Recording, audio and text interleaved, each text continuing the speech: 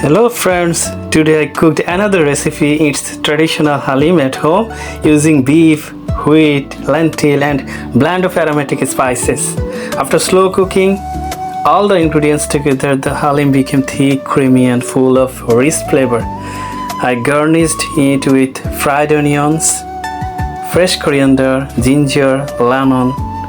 That was a delicious and satisfying meal that everyone enjoyed. You also try it at home. It's so scrumptious and delicious to taste.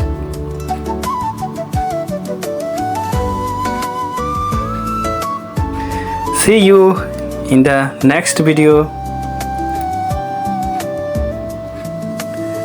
Bye bye.